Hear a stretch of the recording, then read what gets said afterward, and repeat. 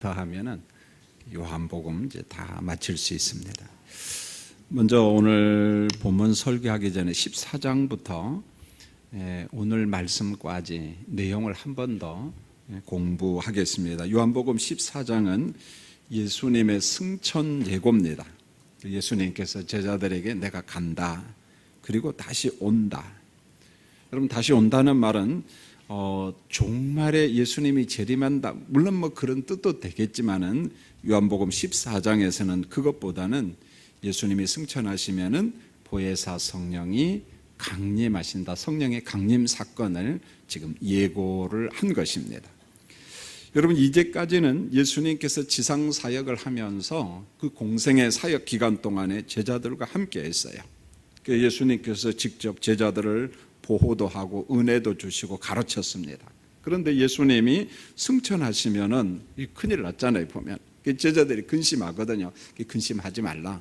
내가 승천하면은 또 다른 보혜사 성령이 오셔서 제자들을, 교회를 보호하시고 은혜 주시고, 이 은혜라는 건 강력한 능력이 포함된 은혜입니다. 왜냐하면 그래야지 세상의 환난과 핍박을 이기는 능력, 은혜입니다.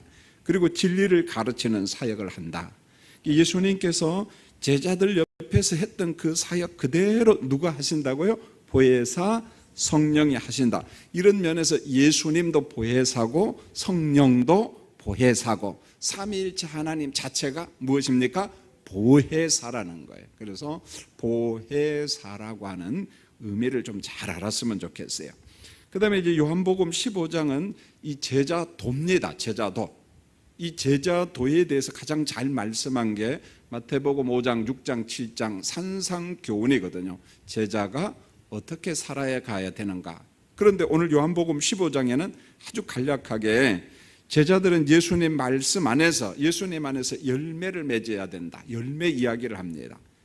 이때 열매는 어떤 열매냐면 예수님께서 명하신 새 계명을 지키는 거예요. 그 새 계명의 내용이 뭡니까? 서로 사랑하라. 서로 사랑하는 제자들은 세상에 속한 자가 아닙니다. 그러다 보니까 세상에 속한 자가 아닌 주님의 교회와 주님의 백성들을 좋아해요, 미워해요? 미워한다고 이야기했어요. 미워합니다. 막 핍박을 가합니다. 자, 이럴 때 미움받는 교회, 미움받는 성도 홀로 있는 것이 아니라 누가 우리 옆에서 돕고 있다고요? 보혜사 성령, 파라클레토스로서의 성령께서 교회를 돕고 계신다, 제자들을 돕는다. 자, 그렇게 예고를 했습니다. 자, 그 다음에 이제 요한복음 16장 파라클레토스로서의 성령의 구체적인 사역을 우리가 지난 시간에 배웠는데요. 세상에 있는 동안 이 교회가, 제자가 공동체에서 막 출교를 당하고 어느 때는 죽임을 당합니다. 그래서 우리가 앞에 2절에서 공부를 했습니다. 자, 이럴 때 성령의 도움으로, 위로로 말미암아, 격려로 말미암아 제자들에게 찾아오는 근심을 갖다가 오히려 기쁨으로 승화시킬 수 있다. 여러분이 근심하나 오히려 성령 안에서 기뻐하리라, 이 말씀을 했습니다. 자, 성령은 세상에 있는 죄를 심판합니다. 그 다음에 의가 되시는 예수님을 알지 못하는 어떤 불의한 자들, 자, 이때 유대인들을 의미할 때 유대인들은 어떤 선민 유대인 그 개념이 아니라 그리스도를 거부한 유대인들, 그래서 세상의 사람들, 불신자들을 심판한다. 자, 이것뿐만 아니라 세상의 임금이 누구를 또 심판한다고 했어요? 사탄을 심판한다. 동시에 진리의 성령은 제자들을, 교회들을 모든 진리 가운데로 인도해요. 그래서 장래일을 여러분들에게 알려주고 제자들에게, 이때 장래일은 우리 인생의 개인적인 장래가 아니라 구속사의 남은 부분.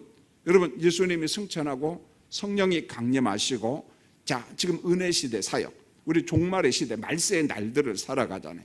장차 그리스도께서 재림하시고 백보자 심판을 하시고 완성된 새하늘과 새 땅, 이 모든 장래의 일, 구속사의 남은 일을 누가 가르쳐 주신다고요? 보혜사 성령께서 깨닫게 하신다. 할렐루야. 성령이 장래의 일을 말씀하신다, 이렇게 말했어요. 자, 이제 오늘 읽은 16절부터 쭉 한번 이야기를 하겠습니다. 16절 여러분 같이 한번 읽을까요? 시작. 조금 있으면 너희가 나를 보지 못하겠고 또 조금 있으면 나를 보리라 하시니. 자, 여러분, 예수님께서 조금 있으면 나를 보지 못하고 조금 있으면 나를 본다. 사실 이 말은 예수님의 승천과 강림에 대한 말씀입니다. 승천과 강림에 대한. 자, 예수님은 조금 있으면 승천하니까 더는 실체로서 육을 입고 있는 예수님의 실체를 우리가 이 땅에서 볼 수 있어요, 없어요? 없어요. 그러니까 조금 있으면 내가 승천하면 내 실체로서 내 육을 가진 그리스도의 모습은 볼 수 없습니다. 그런데 조금 있으면 본다, 이 말은 누누이 강조를 했어요. 예수님의 영이신 누가 오신다는 거예요? 보혜사 성령이 오셔서 그동안 예수님께서 제자들 옆에서 곁에서 했던 일을 누가 그대로 한다는 거예요? 보혜사 성령이 한다. 이런 면에서 성령은 누구의 영이다? 예수 그리스도의 영이다. 이렇게 말씀했어요. 그리고 난 다음에 17절로 18절에 이제 제자들의 반응이 나오는데 제자들의 반응을 보면 오리무중입니다. 예수님이 말씀하신 걸 뭔 말인지 몰라요, 보면은요.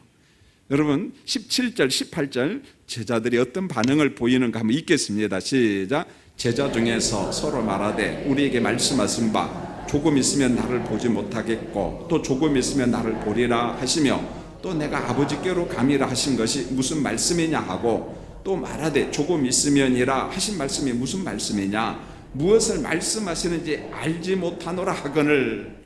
제자들의 반응이 어떤 반응이냐면 예수님께서 열심히 설교를 하는데 뭔 말인지를 몰라요. 예수님이 가신다, 오신다. 예수님 지금 무슨 말씀합니까? 조금 있으면 뭐 간다, 조금 있으면 온다 하는데 도무지 뭔 말인지 모르겠습니다. 아주 솔직해서 좋아해 보면은요. 교회는요 그런 것 같아요. 모른다고 해가지고 뭐 쫓아내는 것도 없고 뭐 점수 빵점 주는 것도 없고 그저 친절하게 다 말씀하니까 가르쳐 주니까 모르면 물어보는 게 제일 좋습니다. 모르면 물어보는 게 제일 알 때까지. 여러분, 우리가 여기에서 좀 공부를 하나 해야 되는데 초대교회, 그러니까 바울 사도가 편지를 쓴 서신서 내에도 그런 내용이 있습니다. 초대교회 대부분의 사람들이 승천하신 예수님께서 가까운 시간에 오실 줄 알았어요. 그러니까 예수님께서 승천하시고 뭐 한 몇 년 안에 오실 줄 알았습니다. 잠시 후에 올 줄 알았어요. 특별히 대표적인 교회가 데살로니가 교인들이었는데 예수님께서 이게 가까이 왔구나, 이제 조만간 재림하시겠구나. 그러다 보니까 일상생활을 안 했어요. 소홀히 했습니다. 그 사람들이 하던 일도 중단해버리고 아멘 주 예수여 오시옵소서 막 흰 옷이나 입고 뒷동산에 올라가지고 막 찬송하면서 예수님 빨리 오세요 그랬어요. 자, 그러다 보니까 지역사회에 문제가 될 정도였어요. 일을 안 해, 사람들. 아니 예수님 오시는데 뭔 일을 해? 안 했다는 거예요. 놀라운 사실은요, 그 유명한 사도 바울도 예수님의 재림이 가까운 줄 알았습니다. 그러나 성령께서 자꾸 깨닫게 해주시죠. 그래서 시간이 지나가면서 그렇지 않다는 사실을 깨닫고 사도 바울이 편지를 쓰기 시작. 아니다. 주님이 언제 오실지 도적같이 오는데 그건 우리가 모른다. 그러나 우리가 그리스도를 기다리면 된다. 여러분, 시한부 종말론 사상이요 초대교회도 있었어요. 보면 초대교회 오늘날만 있는 것이 아니라는 거에 계속 있어 왔습니다. 그러므로 우리 성도님들, 예수님이 언제 오신다는 시간을 명시하는 것은 옳다 틀리다. 옳다 틀리다. 세 번째 말래도 틀리다고 해야 돼요. 옳다 틀리다. 틀리다. 이건 중도가 없어요, 여러분요. 틀린 겁니다. 그래서 시한부 종말 시점을 이야기하고 명시적으로 이야기하는 것을 우리가 거부해야 돼요. 안 된다고 이야기해야 됩니다. 글쎄 하면 안 돼, 자꾸만요. 그건 틀린 겁니다. 자, 그랬더니 이제 예수님께서 대답을 합니다. 19절로 20절 말씀을 또 한번 읽겠습니다. 시작. 예수께서 그 묻고자 함을 아시고 이르시되 내 말이 조금 있으면 나를 보지 못하겠고 또 조금 있으면 나를 보리라 하므로 서로 문의하느냐. 내가 진실로 너희에게 이르노니 너희는 곡하고 애통하겠으나 세상은 기뻐하리라. 너희는 근심하겠으나 너희 근심이 도리어 기쁨이 되리라. 예수님께서 십자가에 죽을 때 제자들이 어떤 반응을 보이냐? 너희는 곡할 것이다. 우리가 따르던 주님이 죽었어. 그러니까 막 제자들이 실망하고 실족하고 그러거든요. 너희는 애통할 것이다. 왜요? 누가 죽었어? 예수님이 죽었기 때문에. 이 죽음에 대해서 이해를 못해.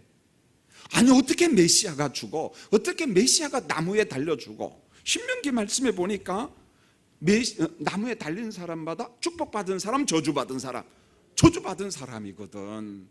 어떻게 메시아가 나무에 매달려 죽을 수 있느냐? 저주받은 거 아닌가? 정말 메시아 맞아? 제자들이 다 고민에 빠져요. 이때 제자들이 곡하고 애통할 때, 이때 세상은 주로 바리새인과 유대인들과 이 땅에 속한 사람들은 예수를 죽였다고 막 기뻐하는 거예요. 이제 바로 너희가 믿는 예수 메시아 죽었다. 어디에? 나무 달려 죽었다. 신명기 기자가, 모세가 뭐라고 이야기했느냐? 나무에 달린 자는 저주받은 자다. 그 사람은 메시아가 아니야. 저주받은 자야. 가짜야. 막 기뻐하고, 한쪽에서는 애통해하고 곡하고. 그러나 오늘 성경이 말합니다. 잠시 후면 너희의 근심이 뭐가 될 것이다? 기쁨이 될 것이다. 왜 기쁨이 되냐?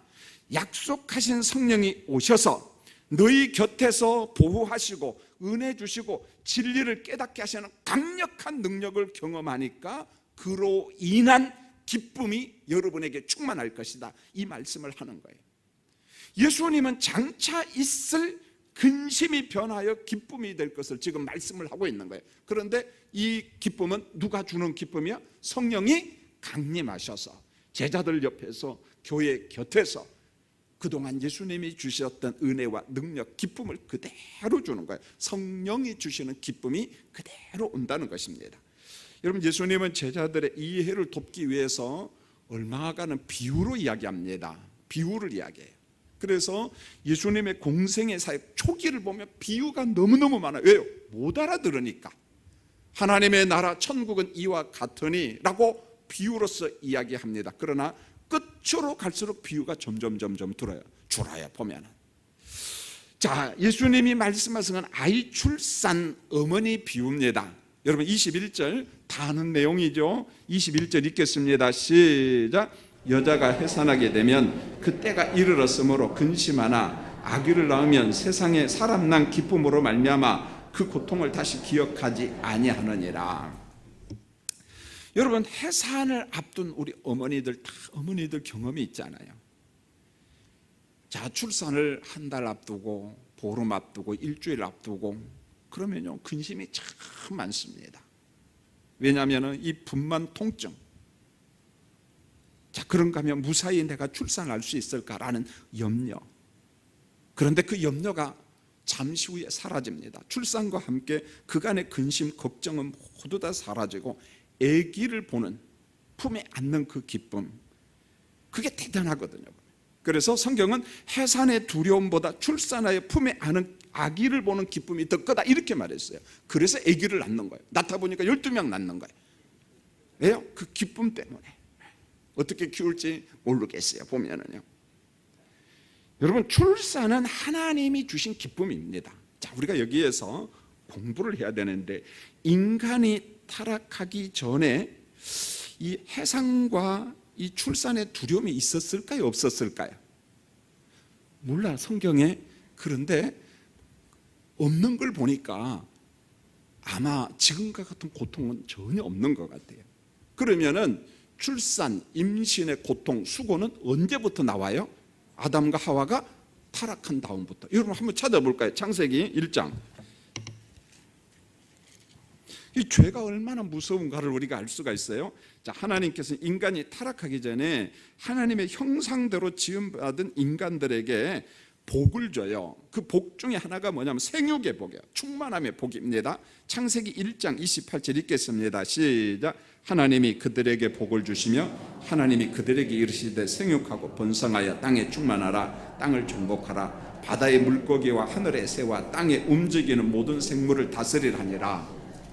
여러분, 인간을 창조하시고 생육과 창성함의 복을 주시고 출산의 복이거든요. 어머니를 통해서 자녀를 낳는 복인데, 이때는요 자녀를 출산할 때 고통스럽다, 수고스럽다 그런 말이 안 나옵니다.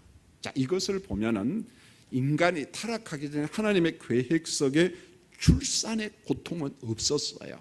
그런데 언제부터 출산의 고통, 해산의 고통이 나오냐면은 창세기 3장 16절에 보면 아담과 하와가 타락한 다음에 제사선 사막이라는 하나님의 법이 선포가 된 다음에 아기 낳는 복에 곁들여서 고통과 수고가 첨가가 됩니다.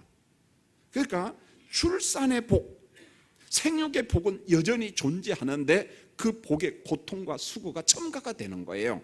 자, 여러분 한번 볼까요? 창세기 3장 16절 한번 읽겠습니다. 시작. 또 여자에게 이르시되 내가 내게 임신하는 고통을 크게 더하리니 내가 수고하고 자식을 낳을 것이며 너는 남편을 원하고 남편은 너를 다스릴 것이니라 하시고 이렇게 말했어요. 여자에게 이르시되 내가 내게 무엇하는 고통? 임신하는 고통을 크게 더하리니 내가 수고하고 자식을 낳을 것이다. 이것은 제가 언젠가 한 번 더 3장 16절 창세기 3장 16절을 설교하려 합니다.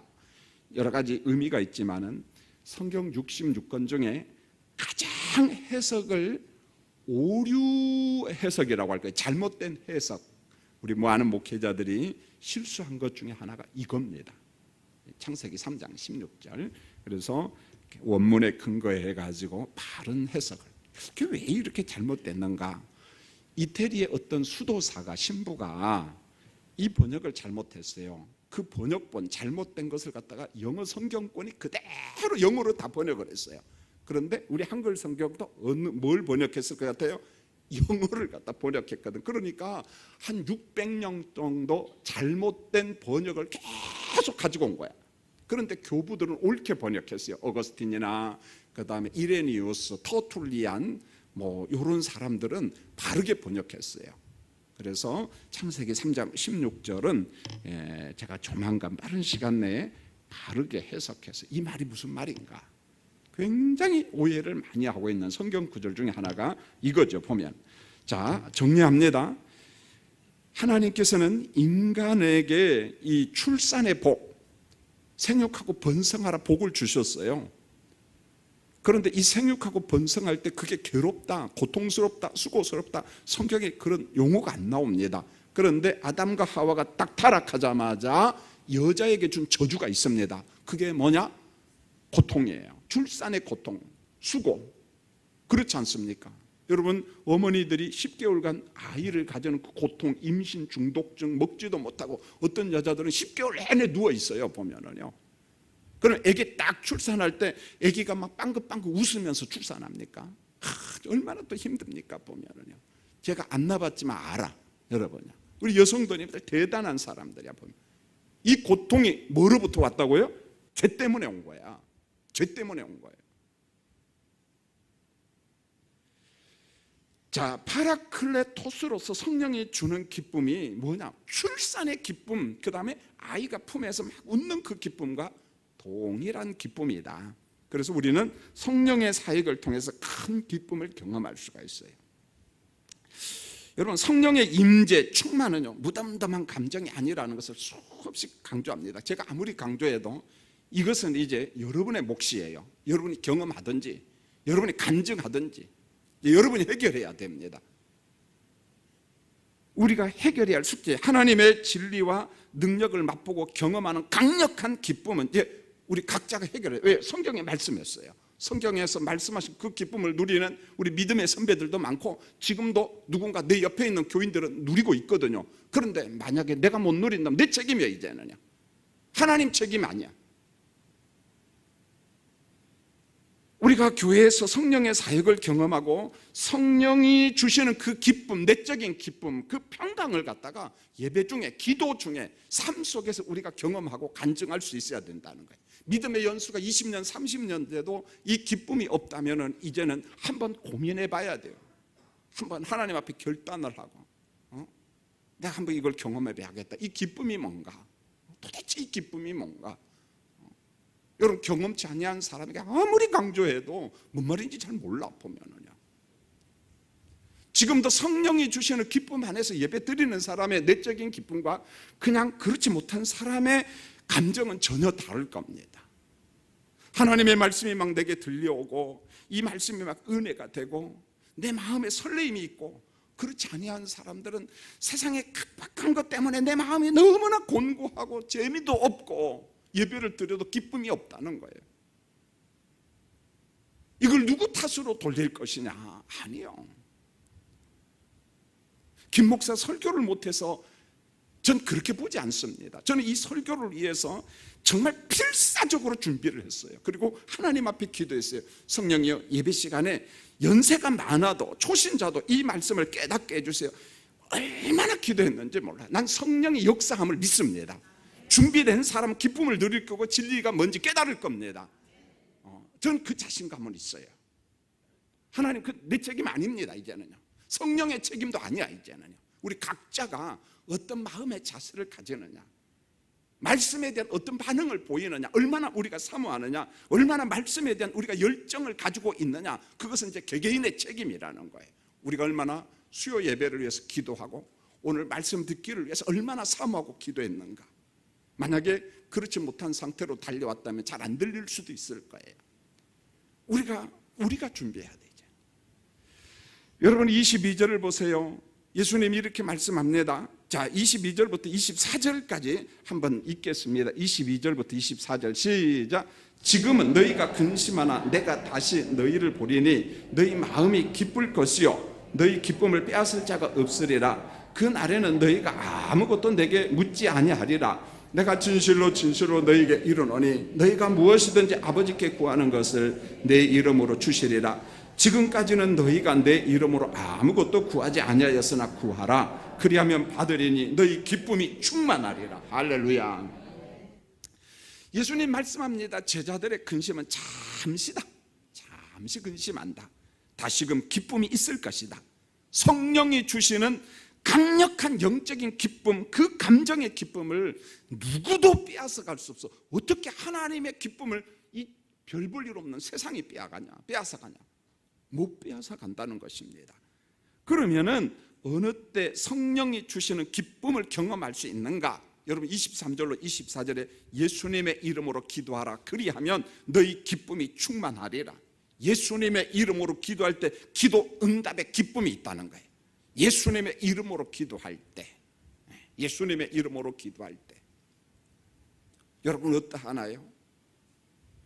물론 저도 예수님으로 이름으로 기도할 때 비몽사몽간에 기도할 때 기쁨이 하나도 없어요. 왜냐하면 빨리 가서 자야지 그래요. 그러나 우리가 정신을 바짝 차리고 성령 안에서 기도할 때 하나님의 뜻대로 기독케 하시는 성령께서 아버지 뜻을 가르쳐 주셔요. 그때 그 기쁨 굉장합니다. 굉장합니다. 개인적으로 기도하는 성도님들 가운데 30분, 40분, 1시간 동안 막 끊임없이 기도하는 사람을 보면은 저 사람 행복하겠다. 기도의 맛을 아는구나. 기도의 맛을 아는구나. 그 기쁨을 경험하니까 기도가 길어지는, 기도가 재미가 있는 겁니다. 자다가 일어나서도 기도하고 골방에서도 기도하고요. 음식을 만들면서도 하나님을 찬양하고 기도하고 그래요. 그 기쁨을 빼앗아갈 자가 없다. 그 다음에 25절을 같이 한번 읽겠습니다. 이것을 이렇게 말합니다. 자, 이것이 뭔가? 25절 읽겠습니다. 시작. 이것을 비유로 너희에게 일렀거니와 때가 이르면 다시는 비유로 너희에게 이르지 않고 아버지에 대한 것을 밝히 이르리라. 여러분 이것은 앞에서 말씀한 이것, 예수님이 가신다, 승천하신다, 성령이 오신다, 성령 강림, 제자들의 기쁨에 관한 말씀을 쭉 하면서 지금은 제자들이 성령이 주시는 기쁨을 모르다 보니까 예수님께서 자꾸만 비유로 이야기해요. 비유로. 그러나 성령이 강림하시면 때가 이르면 더는 비유가 필요 없어. 밝히 말씀하시니까. 누가 밝히 말씀하셔요? 성령께서 계시된 말씀을 통해서 밝히 깨닫게 하시니까 그때는 비유가 필요가 없다는 거예요. 비유가 필요 없어요. 여러분 26절 어렵지는 않지만은 여러분 본문을 26절은 조금 집중해서 한번 읽어보실까요? 26절 시작. 그날에 너희가 내 이름으로 구할 것이요 내가 너희를 위하여 아버지께 구하겠다 하는 말이 아니니. 아니니 이런 말이 나와. 이게 무슨 말이야? 여러분 성령이 오시면 그 날에 예수님의 중보 기도가 없어진다 그런 말은 아니에요. 여러분 예수님이 세상에 있을 때에도 제자들 곁에서 제자들을 보호하시고 은혜도 주시고 가르쳐 주시고 보좌에 계신 하나님 아버지께 기도를 했어요. 제자들을 지켜주시라고. 12제자가 전도를 나갑니다. 70제자가 나갑니다. 그러면요, 이 원수마귀 사탄이 밀 까부르듯이 제자들을 막 흔들어내거든요. 그럴 때 누가 기도했어요? 아버지, 저 제자들을 어떻게 해요? 지켜주세요. 사탄으로부터 지켜주세요. 예수님이요, 지상에 계실 때에도 중보 기도를 했습니다. 이뿐만 아니라 승천하신 이후에도 예수님은 교회와 제자들을 위해서 무엇해요? 중보 기도합니다. 대표적인 말씀이 어디 있느냐? 찾아볼까요? 로마서 8장 34절. 자, 읽겠습니다. 자, 로마서 8장 34절. 이미 스크린에 나오니까 손을 안 움직이고 계시는구나. 안 움직이면 굳어요. 치매 와요. 이게 빨리 막 찾으세요. 자, 읽겠습니다. 시작. 누가 정죄하리요? 죽으실 뿐만 아니라 다시 살아나신 이는 그리스도 예수니라.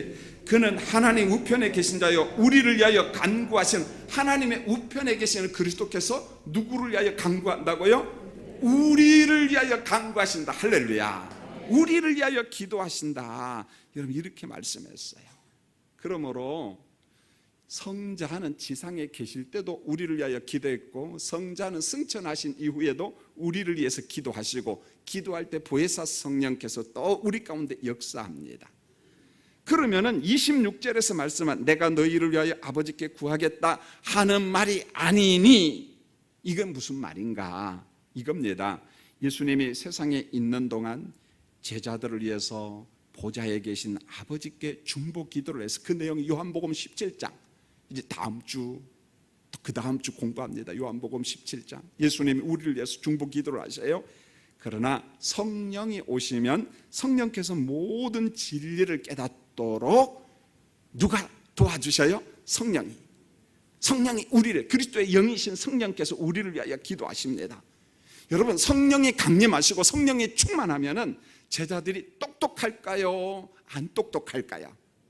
여러분 성령 충만하면 여러분 영적으로 똑똑할까요? 예, 똑똑해집니다.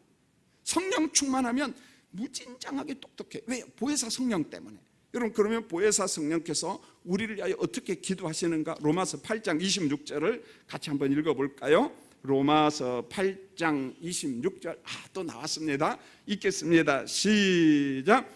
이와 같이 성령도 우리의 연약함을 도우시나니 우리는 마땅히 기도할 바를 알지 못하나 오직 성령이 말할 수 없는 탄식으로 우리를 위하여 친히 간구하시니라.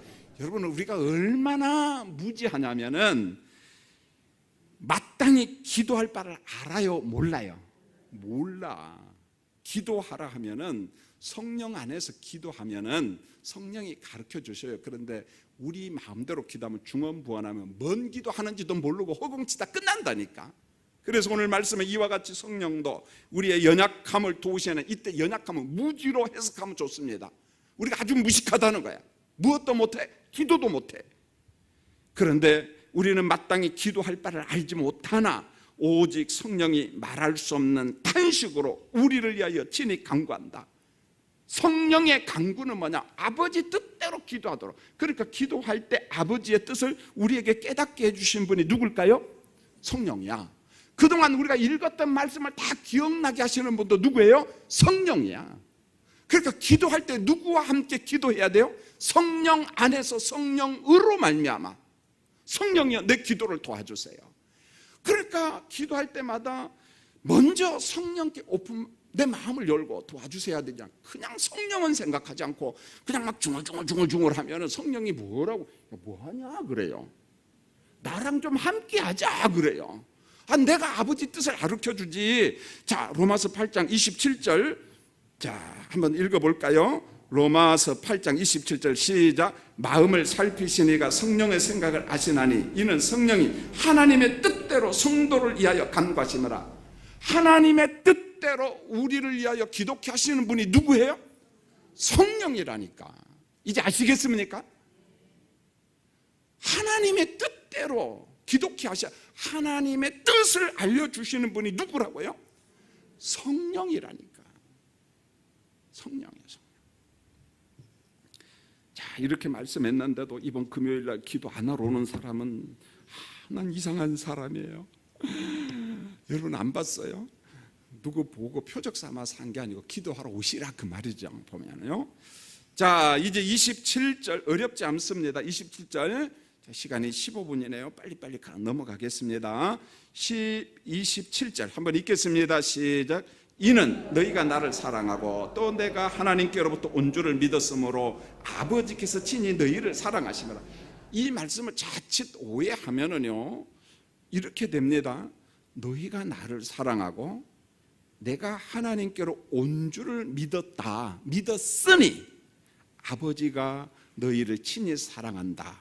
무슨 말이냐면 27절을 오해하면은 제자들이 예수님을 사랑한 결과를 보고 하나님이 제자들을 사랑한다, 이런 논리가 돼. 그런 뜻이 전혀 아니라는 거예요. 그래서 이 구절에 대해서 우리는 그냥 평범하게 넘어가지만은 칼빈은 정리를 해줘요. 왜요? 사람들이 곡해를 하니까. 본래 우리는 무지한 사람들이에요. 어느 정도 무지한, 예수님 누군지 몰랐어요. 성부가 어떤 분인지 몰라. 성령이 어떤 존재인지 몰라. 그런데 성부의 사랑으로 말미암아, 이때 사랑은 지식입니다. 성부가 우리에게 지식을 줌으로, 하나님에 대한 지식을 줌으로 말미암아 예수님을 사랑하게 되었고 예수님이 성부로부터 왔다는 사실, 이런 지식 자체가 하나님의 사랑이라는 거예요. 하나님의 사랑을 많이 받기 때문에 우리가 하나님의 존재에 대해서 아는 거예요. 지적인 능력이 생기는 겁니다. 하나님이 여러분을 많이 사랑하면 사랑할수록 우리는 하나님에 대한 지식이 더 많아져요. 더 많아집니다. 그래서 우리의 심령은 바위덩어리처럼 무지했어요. 기도가 뭔지도 몰랐어요. 그러나 하나님의 사랑으로 우리의 심령이 막 부드러워졌어요. 우리 심령이 막 부드러워졌어요. 살코기처럼 막 부드러워졌어요. 살코기처럼. 여러분, 우리가 예수님을 믿는다, 우리가 선교를 한다, 그 마음 자체가 부드러워졌다는 거예요. 마음이 돌덩이처럼 굳어진 사람 예수 안 믿습니다. 예수님을 막 거부합니다. 예수님을 막 거부해요. 요즘에 어제 제가 무슨 설교 준비를 하다 보니까 인터넷을 딱 검색하는데 뭐 중소기업, 그게 청에서 부로됐대요. 그래서 어떤 사람을 후보자라 했는데 젊은 사람, 1968년 된 사람을 임명을 했는데 포항공대 교수인가 그러대. 그 사람 원래 창조과학회 멤버거든. 제가 그 사람을 좀 압니다. 그런데 창조과학회에서 강의했다고 막 벌떼처럼 나서서 아유, 저 장관 하지 말았으면 좋겠다 싶어요. 왜요? 그러니까 그 사람이 자꾸 변명을 하더라고. 그래서 아우, 저러면 안 되는데 끝까지 내가 장관 안 하는 한이 있더라도 신앙이 바뀌면 안 되지. 그분이요 창조과학회 아주 핵심 멤버거든. 근데 어떻게 그런 사람을 장관 후보로 뽑았는지 난 또 이해가 안 돼. 이 대통령이 뭔가 좀 실수를 한 것 같아 보면은요. 이 세상에 얼마나 우리를 갖다가 막 공격하는지. 이 딱딱한 세상은 메시아를 거부하고 그리스도를 거부하고 막 그러세요.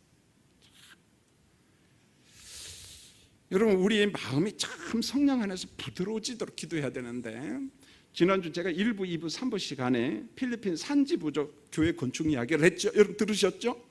예, 아멘 해도 괜찮아요. 돈 내놓으라 소리 안 할 테니까. 여러분, 필리핀 북부 산지족 그 따북 지역에 교회 설립을 하는데 좀 협조해 주세요. 제가 넉 달 동안 기도하고 지난주에 이야기한 겁니다. 하나님이 응답했을 것 같아요? 안 했을 것 같아요?